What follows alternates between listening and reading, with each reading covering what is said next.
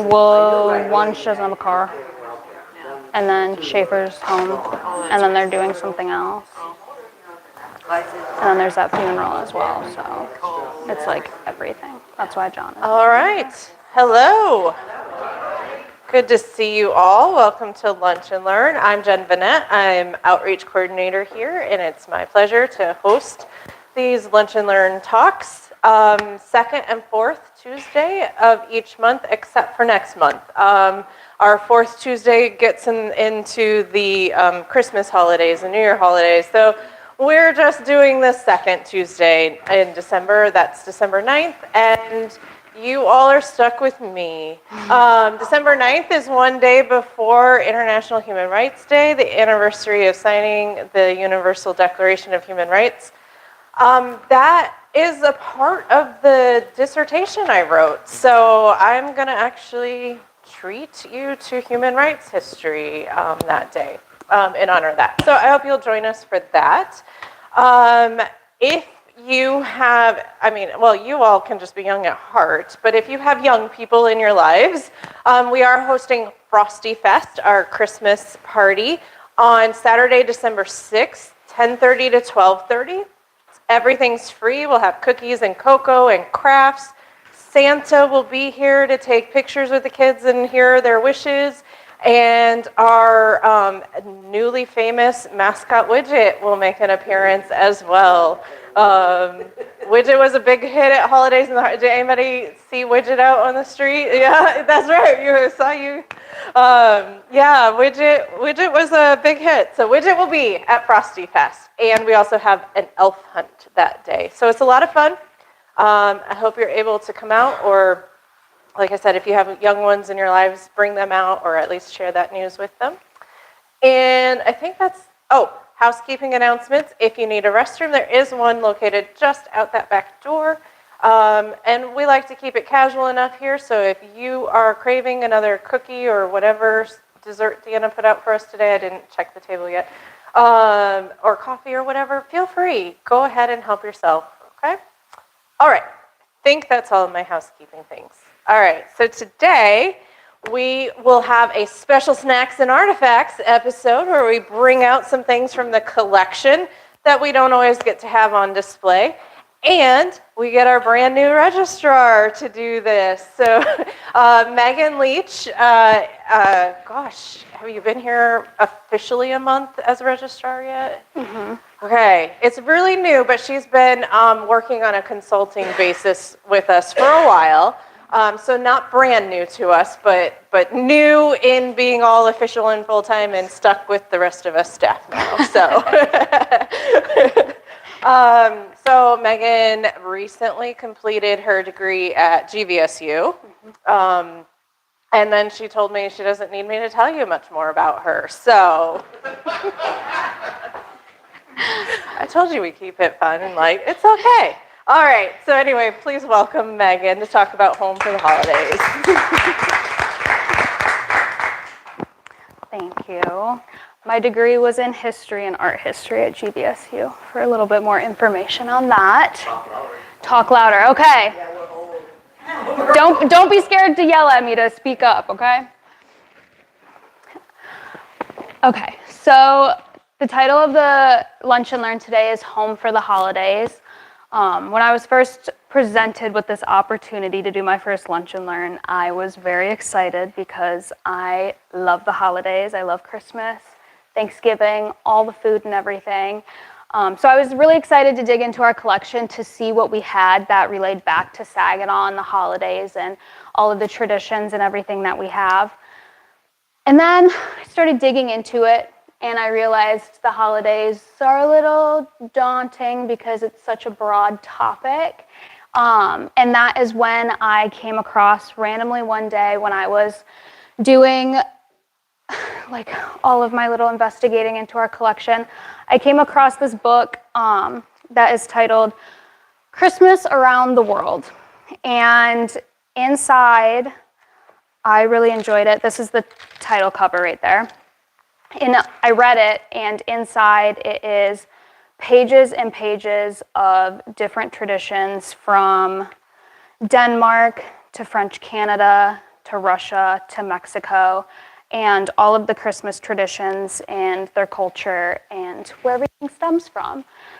And so I decided to go that route today. I wanted, after reading about all of these different traditions and all of these countries around the world, I wanted to dig into Saginaw traditions and what makes Christmas Christmas for us here in Saginaw.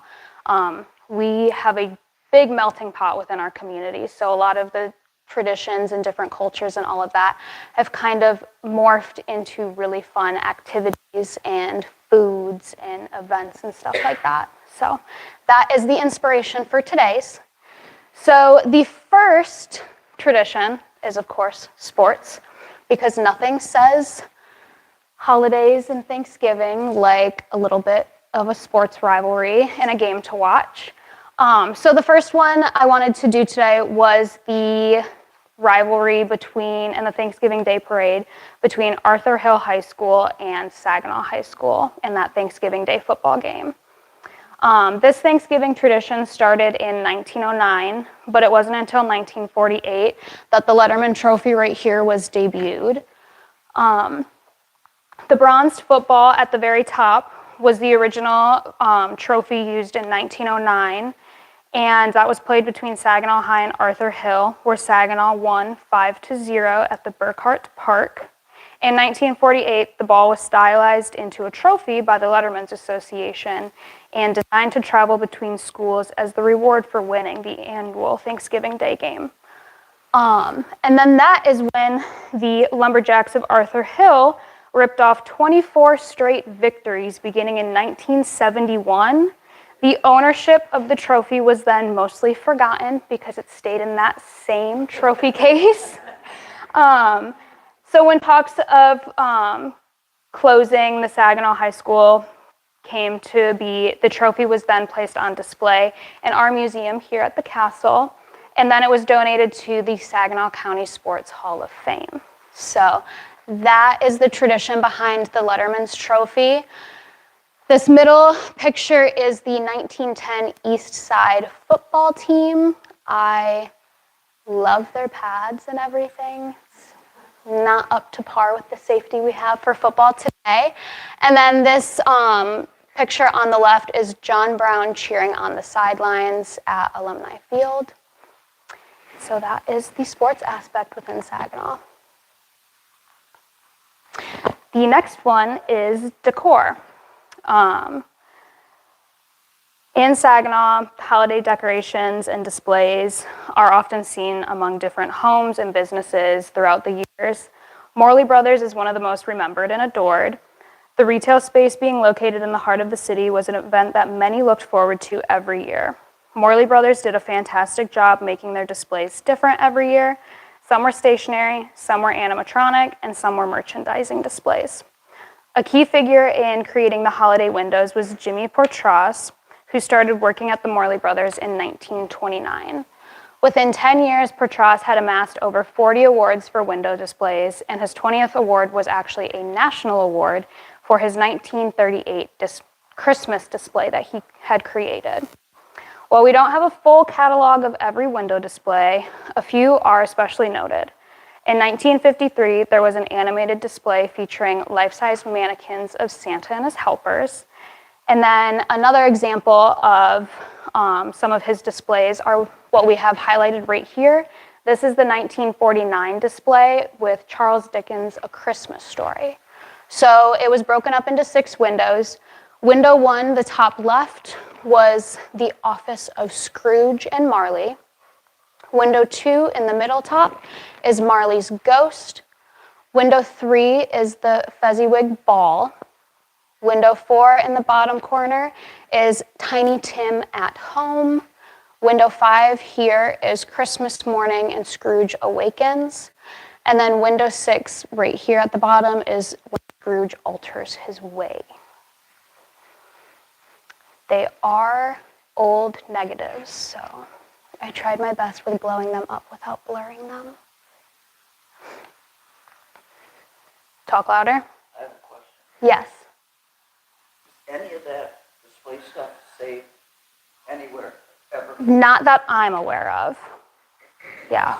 I only have, the only thing I could find within our collection is negatives. Okay. Yeah. Another tradition is the Saginaw Waterworks building and the holiday decorations that have become just beloved within the community with that. In 2023, Sean Bryce, the filtration plant maintenance worker at the water treatment plant, gave a quick history on the lighting ceremony and traditions, saying, "The lighting of the Saginaw water treatment for the holidays started unofficially in the 1930s. The official documentation making it a yearly event is dated December 27th, 1949. We put up over 14,000 lights inside and outside. Inside, we have a giant tree in the filter gallery. You can see it if you're driving down Washington by the Children's Zoo. We give ourselves 2 weeks to put the lights up. It takes a week and a half and then a few days to adjust things. We light them up in the morning as we're coming into work, and we all look things over, saying things like, 'That tree needs to be adjusted,' or 'a few more lights over here.' It's a big draw for the community. It brings people from Saginaw together, and it also attracts people from outside the community. The kids like seeing it. While hanging the first strands of lights outside this year, our maintenance crew had 4 people stop and take pictures. Once the lights go on the trees, and especially when the wreath goes up, that's kind of when the holiday starts in the city." And then these are different photos that I have throughout the years of the Christmas light displays. So that top corner is from the 1976 display, and then this top one is a different angle from 1976 as well. This bottom corner is the 2020 light display, and then that far corner is the 2022 light display, and then in the middle, I know it's Morley Brothers and not the Waterworks, but this is a inside display and merchandising display that I wanted to highlight for Morley Brothers as well, because it was a little bit different than the Christmas Carol story. All right. The next tradition, and possibly one of my favorites, is the food around the holidays. So we all partake in bringing different dishes together and everything like that during the holidays. Some of us look forward to bringing our favorite dishes. Some of us look forward to bringing those dishes that we save for special occasions. Like my family, for instance, does prime rib. Is that prime rib on Christmas? So we all look forward every Christmas to Grandpa's prime rib. The first artifact I pulled to highlight the food throughout our holiday season is the invitation from the ball of the Valley City Typographical Union, number 50. So that's going to be this far right one right here. Held at Marshall House on November 26, 1885, the Valley City Typographical Union, a union for skilled craftspeople in the printing trade, held its first ball where they served an array of different foods. Some that sound appetizing, and some that I would be okay with staying away from. Guests had their choice of oysters that were stewed, scalloped, or raw. That's that top part. They served game like black bear with aspic sauce, venison with red currant jelly, or young partridge that was stuffed. Salads really haven't changed much throughout the years. You had chicken salad, Kalamazoo celery, potato salad, and shredded cabbage. Poultry choices were roasted turkey, roasted duck, or roasted chicken. Cold meat options were things such as boiled ham, beef a la mode, or boiled tongue. And delicious pastries like milk rising biscuits, Boston cream cakes, snow cakes, chocolate macarons, and more. I think the pastries are my favorite on that list. The menu in the middle is from a local business's holiday party for their employees, where they served a more traditional Christmas meal, ones that you kind of see more of nowadays rather than boiled tongue or black bear. And those things are choices such as your family-style chicken, family-style roast beef or baked ham, and sides like mashed potatoes, candied sweet potatoes, and vegetable du jour. Although not necessarily a menu like the other two artifacts, the recipe for Wolfart's plum pudding was found in the Savoring Saginaw cookbook, and Tom, our historian, told me about it, and after that story, I decided I had to add it. In 1896, the Saginaw Evening News published an article stating their suggestions for their readers' Christmas Day menus, and plum pudding was included.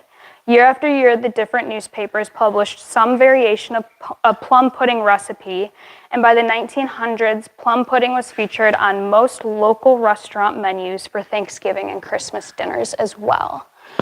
This is an ad for the pudding and the bread. It reads, "As necessary as the pudding, the one article which is indispensable for the completion of your Christmas feast as plum pudding is Buster Brown bread. Your dinner will not be complete without it." And that is an ad from Wolfart's Steam Bakery here in Saginaw. And then this is the recipe from the Savoring Saginaw cookbook as well. Has anyone had plum pudding?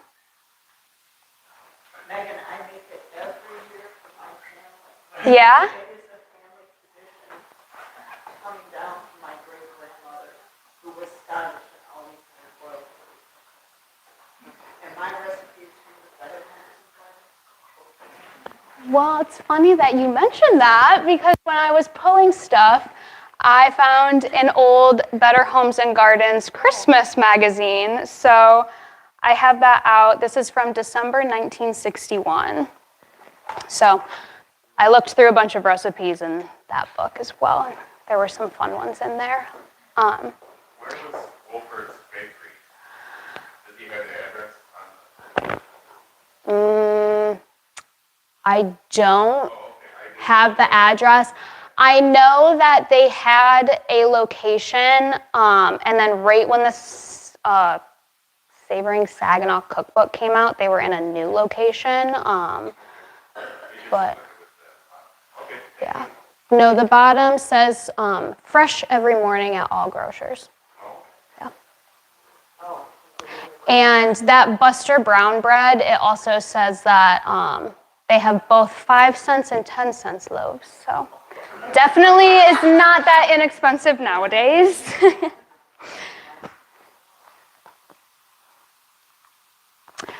The next tradition we have is gatherings. This tradition makes Saginaw our home for the holidays, and it's one that really all the other traditions I've talked about today can fall under as well. Our community and the gatherings and parties we hold and attend during the season are what makes our season, our holiday season. Whether it's family parties, work parties, Friendsgiving, or volunteering at a local nonprofit, the holiday season seems to be the busiest time of the year where our schedules are filled with those never-ending invitations.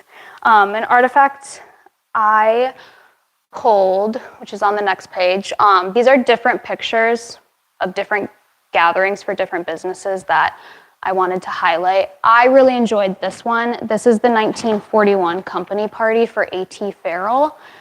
They just all look like they're having a grand time. You have guitars, violins, beer bottles, pipes. Yeah, they're just having a great time. This bottom corner is the Second National Bank Christmas party from 1925, right in that bank lobby. The top picture is the YWCA Christmas party. It was not dated. And then this middle one is Santa's Throne in 1948 in the West Side Commons, northwest corner of Michigan and Court Street. And then this top one here is that same area, and it is a Christmas or Thanksgiving parade. And I enjoyed this photo because I don't know if you guys can tell, but these are giant, like, Nutcracker marching band type guys, and the people are in the legs, and their heads are just popping out. And so I loved seeing that. I thought that was funny. An artifact that I pulled for this that unfortunately was a little too fragile to bring over today was the Wix Corporation Ladies Employees Christmas Party.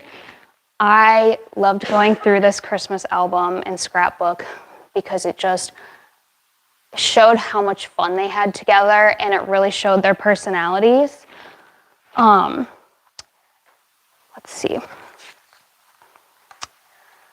I took some photocopies, some pictures of some of the stuff that was in the scrapbook that I was going to read you guys today, just to kind of show what was in the scrapbook. They had a poem that they wrote called "Past the Liniment and Tape, Santa's in Awful Shape." And then it's a good one. And then they had a letter that they wrote to Mr. Wicks for funding their Christmas party.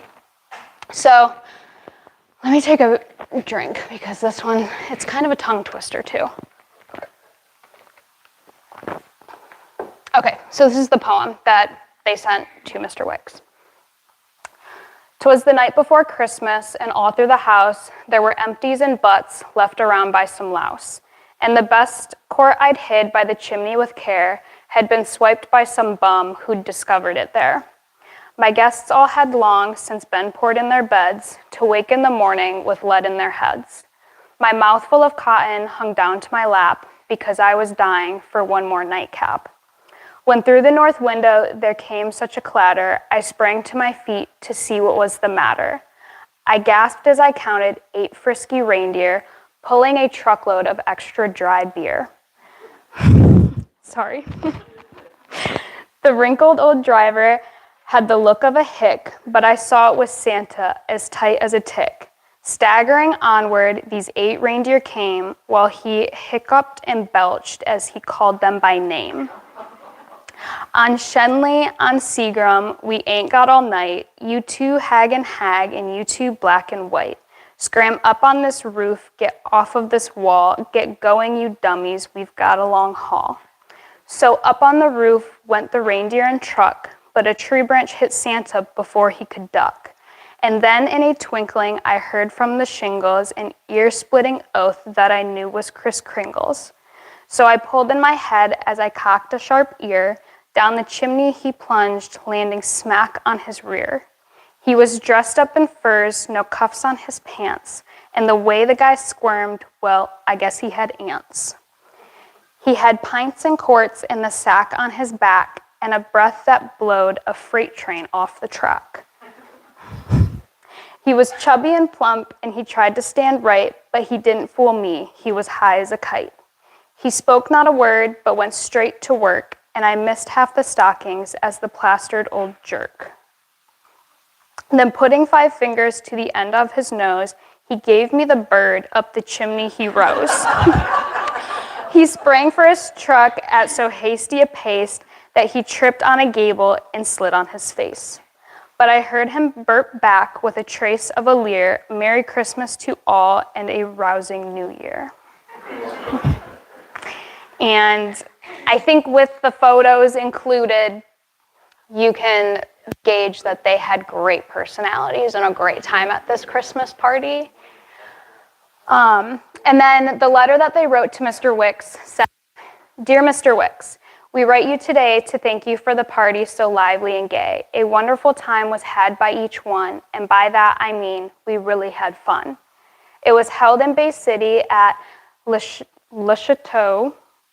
Chateau, thank you, a most wonderful place for us to go.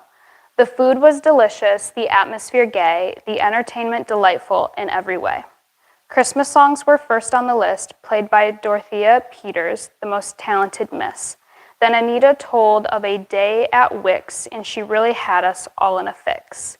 A hula dance was next in line, done by Sally and Lorraine, and they sure did fine. They swayed and wiggled in a fashion true, and portrayed a dance like the Hawaiians do. Friendship was next, that's a song you know, sung by Barb and Anita, who put on a good show. The barmaids 3 from Graphite came to harmonize for us any song we could name. The Latvian songs were sung with pride as the girls remembered folks of the other side. The Charleston flappers of the 20s age did the dance that had currently been the rage.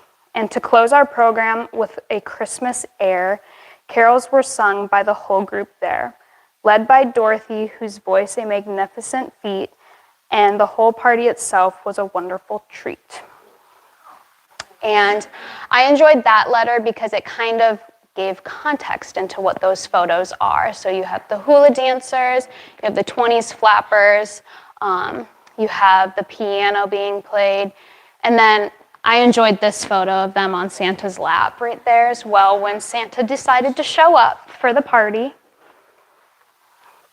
Let's see.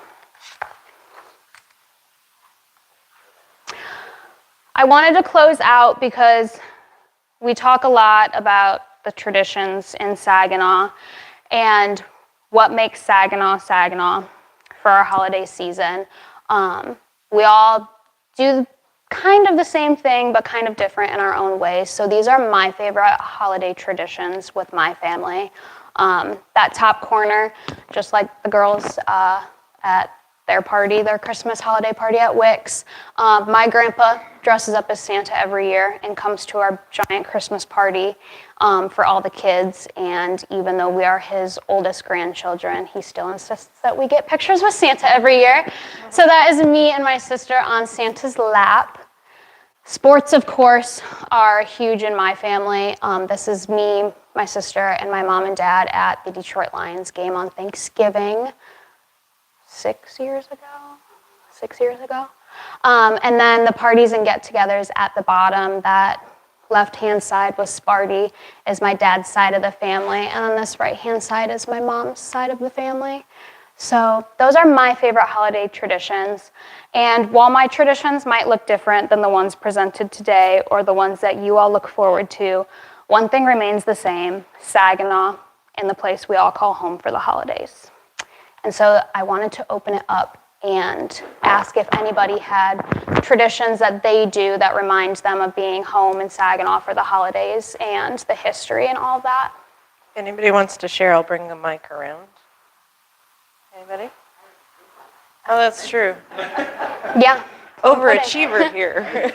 I'll talk about it. I live by the current, the Arthur Hill Memorial Stadium at the campus, and there were, we've lived there for 40 years, and there was always a group of kids who would come and play. You couldn't get into the stadium, but they would play on the grass, and they would show up at like 3:30, 4 o'clock in the afternoon, and then they would have this ceremonial game, and, I think they've all, grown on because it stopped, but it was just really fun because you could expect it every Thanksgiving. Mm-hmm. Because that's when the other game took place as well. Yeah. It's fun.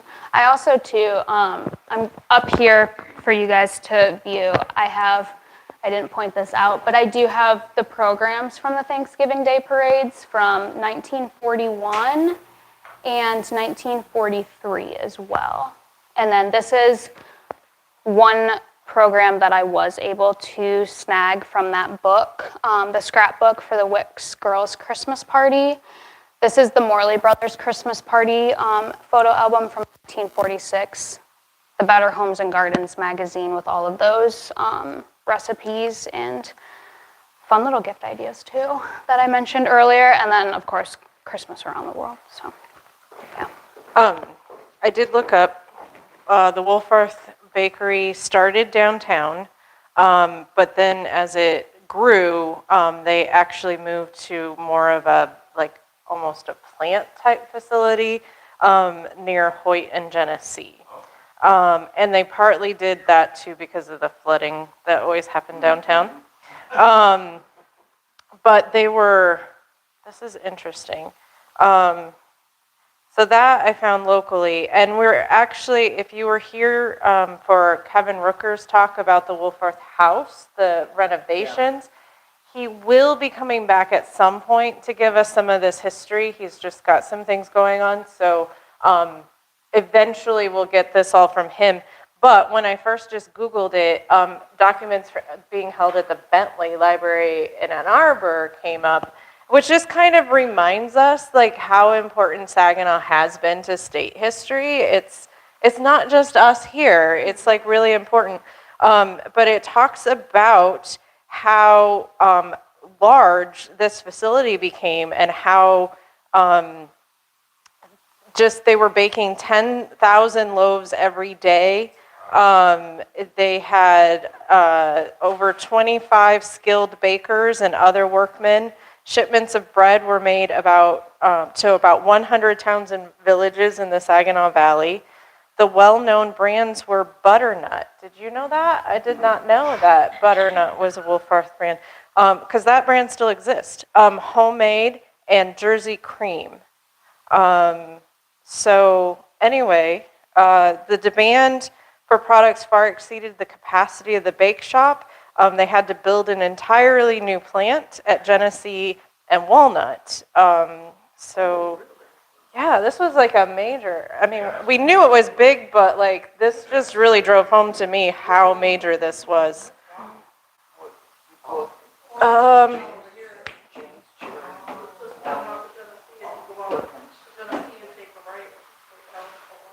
Yeah.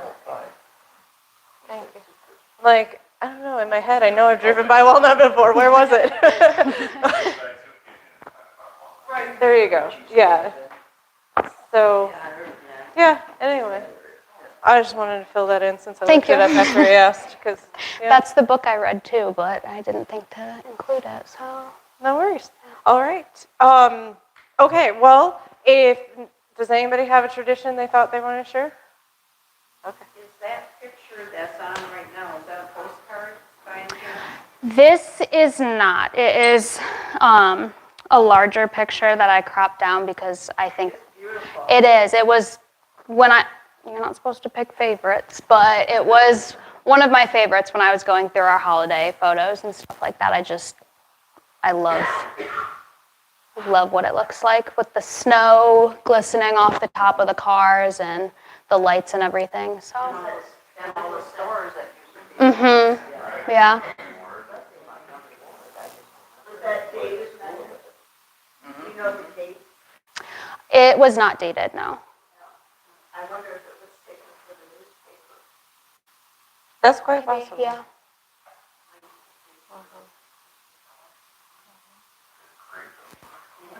Yeah.